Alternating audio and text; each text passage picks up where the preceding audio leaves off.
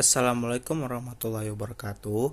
Perkenalkan nama saya Hidayat dengan nomor NIM A121240065. Hari ini saya akan menjelaskan tentang pendidikan seumur hidup. Mengapa belajar tak pernah berhenti?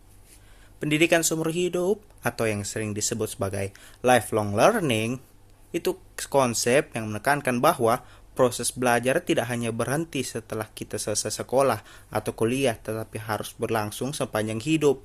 Ini berarti meskipun kita sudah memasuki dunia kerja di usia tua, kita harus tetap mengembangkan pengetahuan dan keterampilan hidup agar tetap relevan dengan perkembangan dan mampu bersaing di dunia yang semakin dinamis.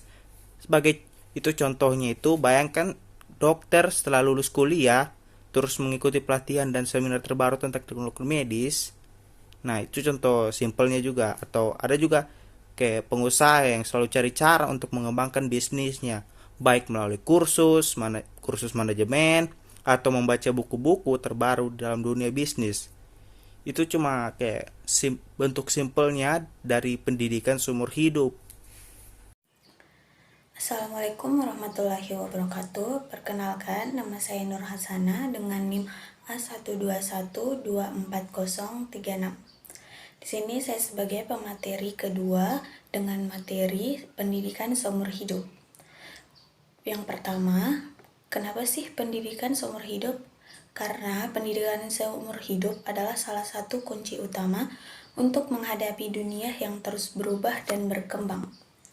Jadi, pendidikan seumur hidup memungkinkan kita untuk terus belajar dan beradaptasi dengan perubahan yang cepat, terutama di era teknologi yang berkembang pesat.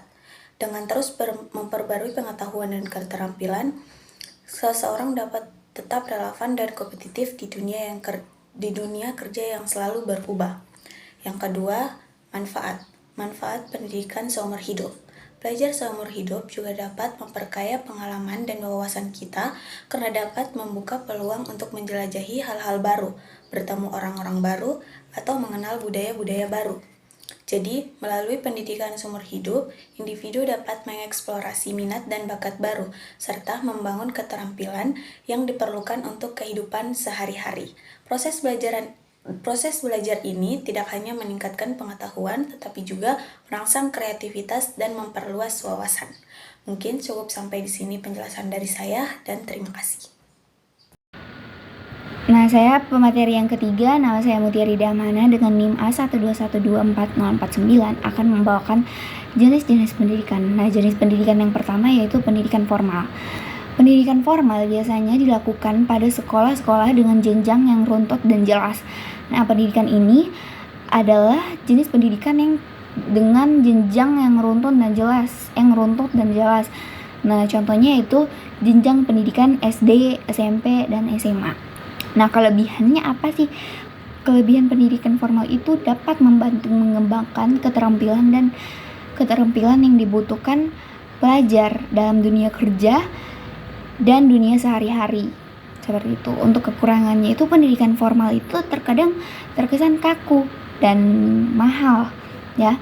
Kakunya itu pendidikan formal itu harus mengikuti kurikulum, harus mengikuti peraturan seperti itu. Selanjutnya yaitu jenis pendidikan informal. Pendidikan informal adalah pembelajaran yang terstruktur yang terjadi di luar sekolah. Nah, jenis pendidikan ini adalah pendidikan yang terjadi di luar sekolah, yang terjadi di keluarga dan lingkungan yang berbentuk belajar secara mandiri. Contohnya yaitu homeschooling.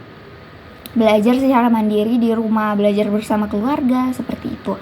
Nah, kelebihannya itu dia bisa dilakukan di mana saja, seperti di lingkungan keluarga. Nah, kekurangannya yaitu hasil pembelajaran siswa itu tidak dapat diprediksi.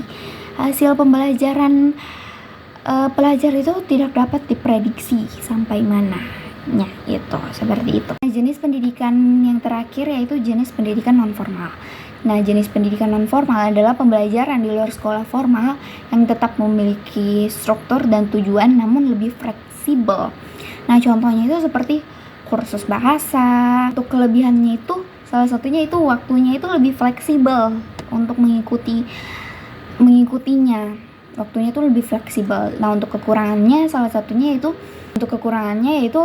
pendidik profesionalnya itu masih kurang. Seperti itu. Assalamualaikum warahmatullahi wabarakatuh. Perkenalkan, nama saya Miranda dengan NIM A121240448. Jadi saya akan menjelaskan materi selanjutnya mengenai hubungan sekolah dengan masyarakat. Hubungan sekolah dengan masyarakat adalah proses menjalin kerjasama antara sekolah dengan masyarakat untuk meningkatkan pemahaman masyarakat terhadap sekolah dan membantu sekolah dalam menerapkan tujuan pendidikan yang telah ditetapkan. Jadi, hubungan sekolah dengan masyarakat ini adalah hal yang diupayakan oleh sekolah untuk mendapatkan aspirasi dan simpati dari masyarakat dan untuk diterima di masyarakat. Assalamualaikum warahmatullahi wabarakatuh. Perkenalkan, nama saya Zakia Zahra dengan NIM A121244071. Sebagai pemateri kelima, saya akan menjelaskan tentang tujuan dan manfaat hubungan sekolah dan masyarakat. Tujuan hubungan sekolah dan masyarakat yang pertama adalah meningkatkan kerjasama, membangun hubungan yang baik antara sekolah dan masyarakat untuk mendukung pendidikan yang berkelanjutan. Yang kedua adalah memanfaatkan potensi masyarakat, menggunakan sumber daya masyarakat untuk membantu pembelajaran dan memahami kebutuhan siswa melalui komunikasi yang efektif. Manfaat dari hubungan sekolah dan masyarakat yang pertama adalah dukungan sumber daya. Jadi, sekolah bisa mendapatkan bantuan berupa dana, fasilitas, ataupun tenaga dari masyarakat.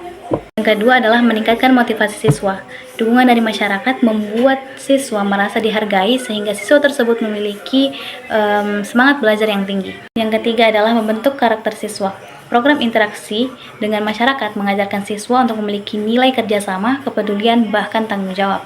Yang terakhir adalah pendidikan yang relevan. Keterlibatan masyarakat dapat menciptakan program yang sesuai dengan kebutuhan lokal seperti pelatihan keterampilan,